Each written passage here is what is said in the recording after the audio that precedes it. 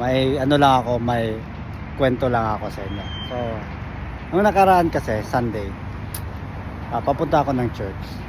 So, may dalawang babae, Pilipina sa likod ko. So, narinig ko sila nag-uusap. Hindi naman tayo chismoso, pero narinig ko lang talaga sila nag-uusap.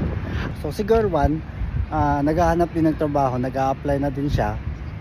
Mga international student, naghahanap sila ng mga trabaho, cash job, part-time.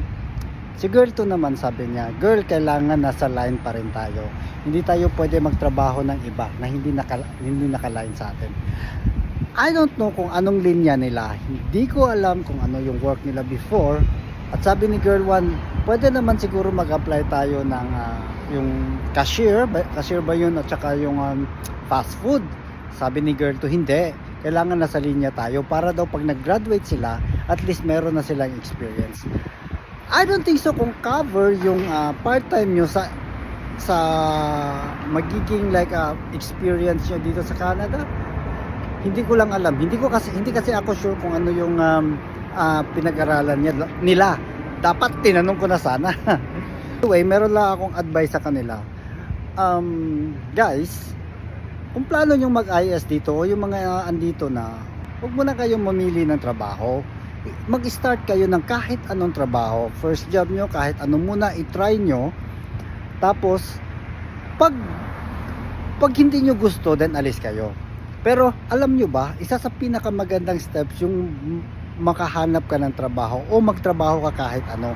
Kasi maraming mga tao dyan natutulong sa'yo, sasabihin sa'yo, you're not supposed to be here. So may kakilala ako, pwede kitang tulungan, pwede ko siyang kausapin para makapasok ka kasi you are overqualified here at qualified ka dun. So ganun lang po yun mga kababayan, no? Kahit anong trabaho muna, kahit anong trabaho muna, yariin nyo, tanggapin nyo, tapos trabahuin nyo mga 2 or 3 months. Pag hindi nyo gusto, alis kayo. At least meron kayong income, makakasurvive kayo.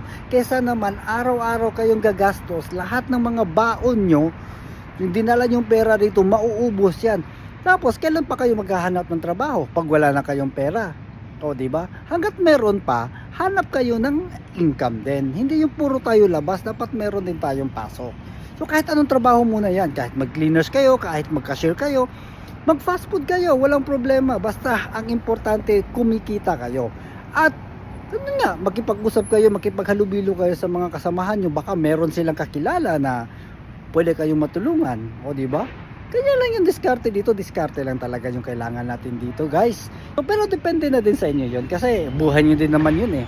Nag-a-advise lang ako. Yun guys, yun lang yung advice ko sa inyo. Sa mga bago dyan, welcome sa Canada and good luck. See you next vlog. Bye-bye!